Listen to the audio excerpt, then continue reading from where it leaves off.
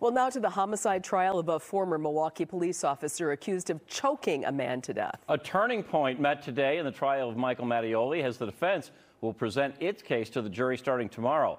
Bill Miston joining us at the courthouse. And Bill, the medical examiner doubling down on the cause of death of Acevedo.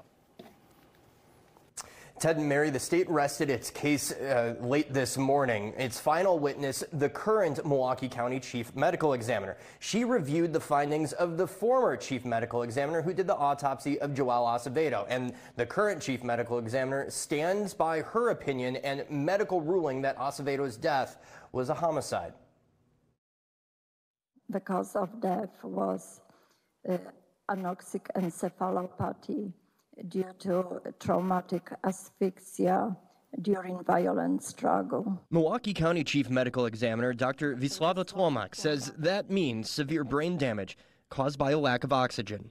I would certify this death as homicide. And for you, does that mean death at the hands of another? Yes. And that person, Michael Mattioli. What the body camera doesn't show you, if those positions are accurate, is whether Mr. Mattioli is applying any pressure to Mr. Acevedo's neck at that time. True? I cannot tell if there was pressure applied. Right. The only person who could tell how much pressure was applied would be Joel Acevedo. Tłomak reviewed Acevedo's autopsy and findings, as the man who performed it is no longer with the medical examiner's office. Mattioli is charged with first-degree reckless homicide in the April 2020 death of Acevedo.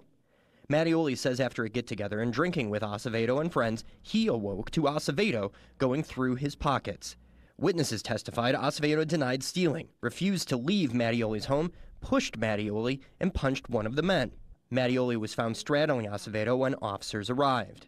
Tłomak said she listened to the 911 call, body cameras, photos, toxicology report, and Acevedo's medical records. Tłomak said there was evidence Acevedo used cocaine, but couldn't say if he was under the influence of cocaine at the time of his death.